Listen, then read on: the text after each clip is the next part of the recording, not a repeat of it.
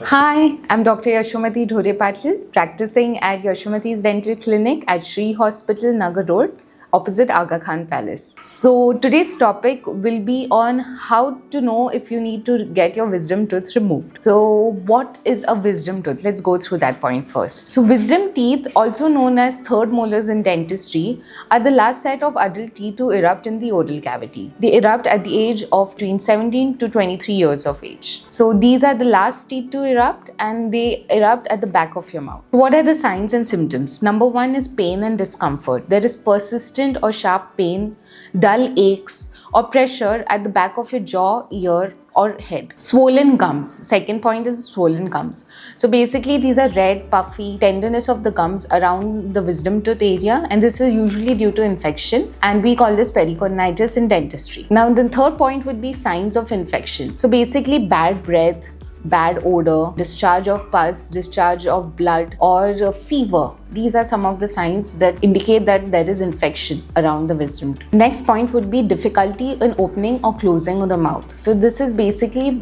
stiffness of the jaw, and that's why there's inability to completely open or completely close the mouth. Next point would be difficulty in chewing. There is pain on chewing or biting. This is also a very important sign. The last point would be food lodgement. So food lodgement, basically plaque, tartar, or food lodgement in the pockets of the gums, which leads to caries generally. So once you visit a dentist, how do you confirm that you have to go in for a wisdom tooth removal? So the dentist will remove an x-ray. So let's go through the x-ray findings. What are the x-ray findings? Number one is impacted tooth. Whether tooth is impacted in the bone, or it is embedded inside the bone, or the tooth is growing in a horizontal direction or at an angle to the other teeth. This is one of the signs. The second sign would be a crowding or malalignment of teeth. This is because the impacted tooth impinges or pushes the adjacent tooth, causing bone loss or root resorption in that area. The last point would be cyst formation. So cyst is fluid-filled sacs